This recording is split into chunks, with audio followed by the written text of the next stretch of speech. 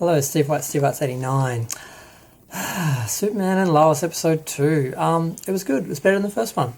I'm really happy with how it's going. The main issue that I had with the first episode was I wasn't feeling the actress and the actors playing Lois and Superman.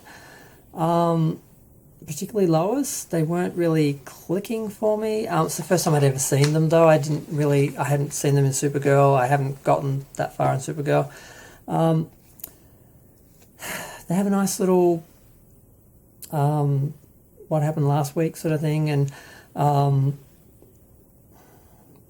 basically they're just trying to adjust. It's all about leaving someplace you love. That's how the episode starts, with Lois saying, it's hard to leave someplace you love. So it's about leaving somewhere, moving to a new place, adjusting.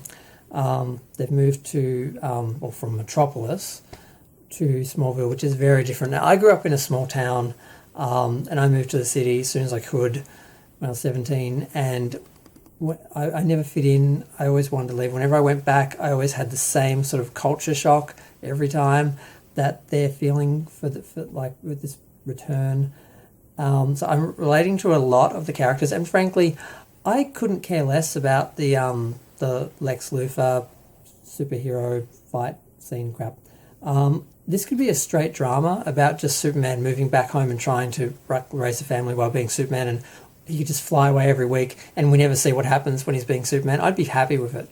But yeah, we get the fights, and it's like, yeah, okay.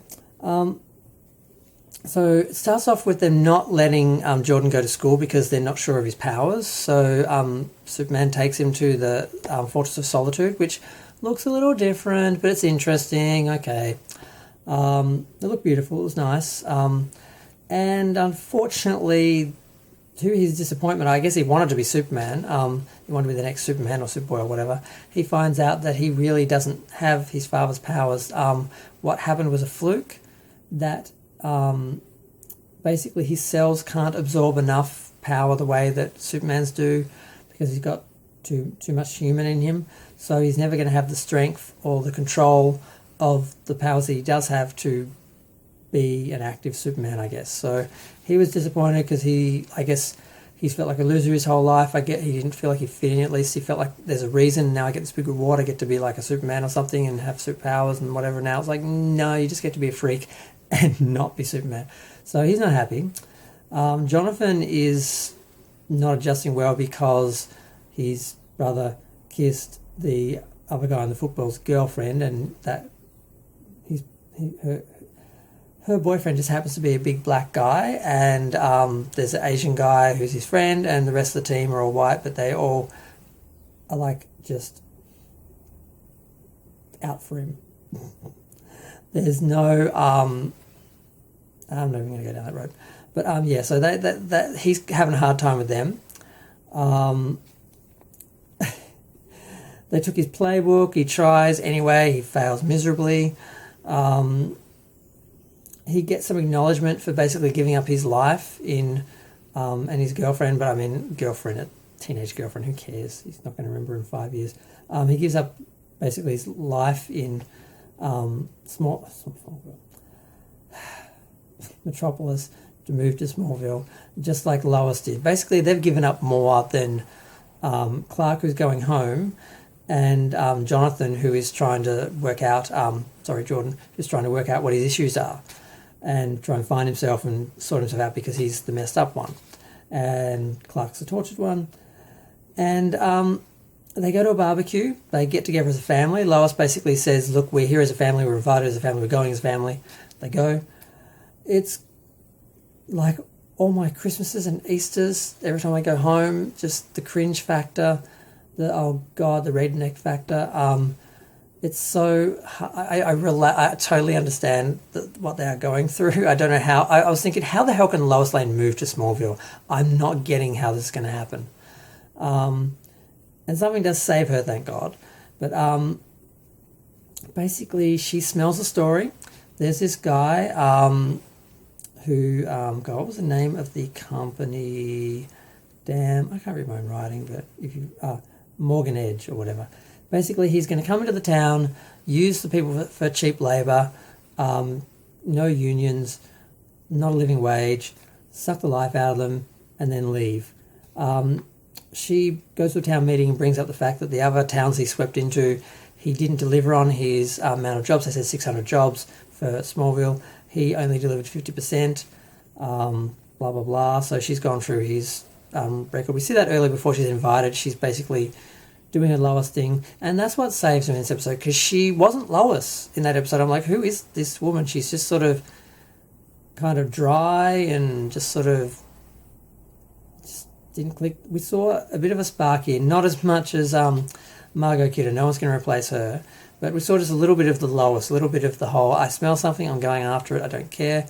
She goes to the meeting, she stands up, she asks a question, she wings him, tries to cover it, he tries to throw it around her like, oh, well, yeah, maybe it is a bad idea to come here, Lois Lane, you know, so everyone gets all threatened and Lois Lane's stirring up trouble that she's going to risk our jobs.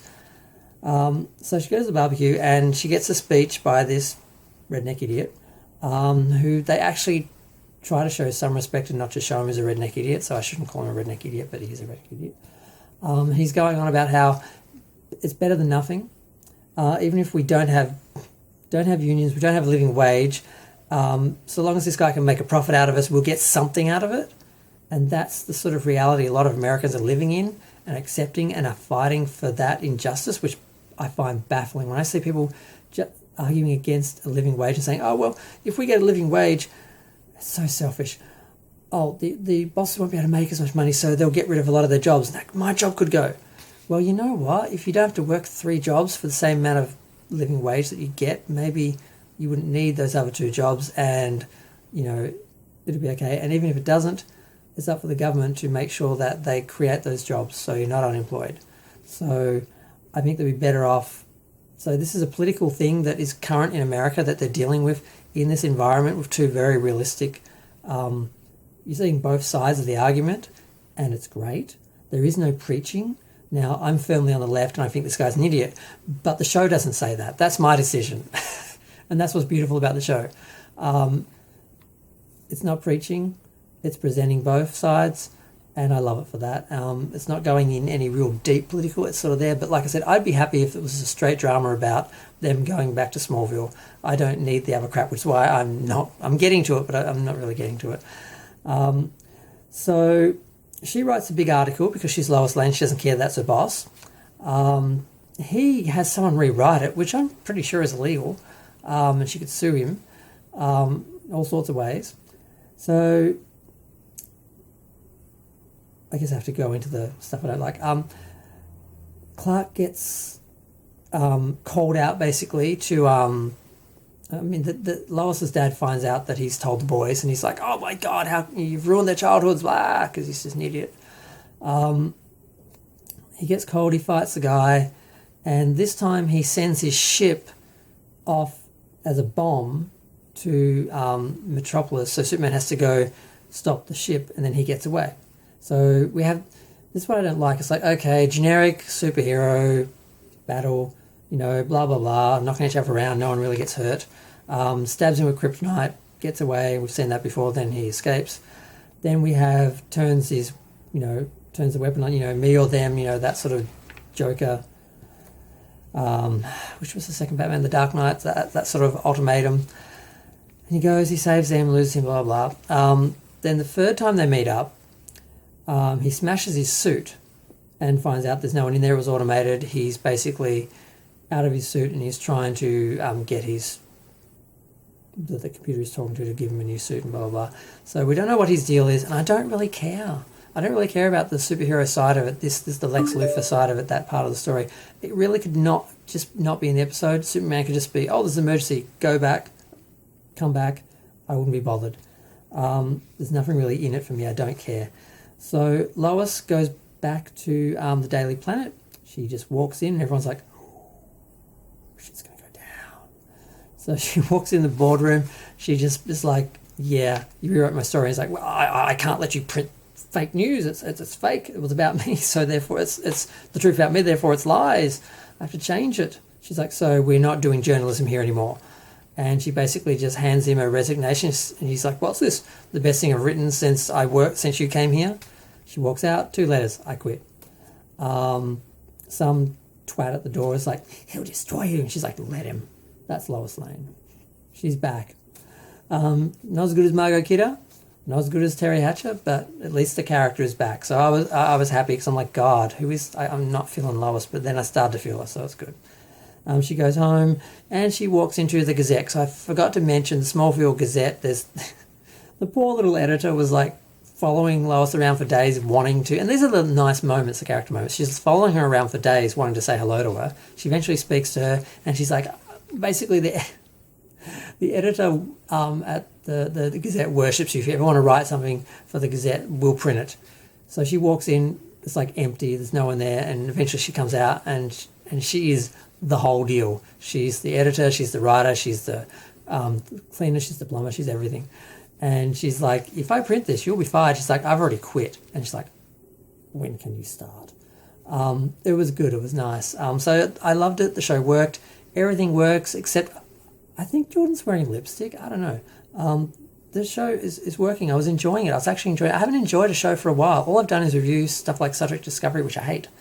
And I haven't had time to watch anything much else, except for WandaVision, which was a mixed bag of sort of interesting things. But this is Superman, you know. I mean, I never really warmed up to Tom Welling, but I loved Dean Cain and Terry Hatcher. I loved Margot. I met them.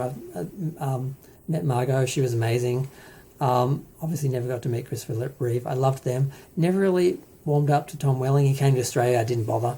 I nearly did, but I didn't. Doesn't have good word of mouth as a person, but whatever.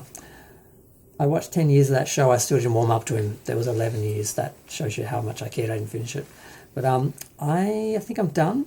I'm looking forward to the next episode. I'm almost excited. I haven't been excited about a weekly show for a while, and I'm feeling that from the other people, the other critics, the other people who are YouTubing and watching this are all like, I'm enjoying it. I'm so used to hating shows and just hate watching. I'm actually enjoying this, and that's how I feel too. It's great. But I've been talking for 12 minutes. I better stop. I'm going to go. It is 7:40 a.m. in the morning. I've been up all night watching WandaVision 8 and 9, and now this, and I'm tired. I'm going to take my Smurf houses off my bed and actually sleep on it. And yeah, feel free to share, like, comment, subscribe. Let me know what you think, where you think this is going. Are you enjoying the character now? Are you feeling Lois? Are you really enjoying the Lex Luthor superhero big stupid fights that just go nowhere, and it's just looks, yeah.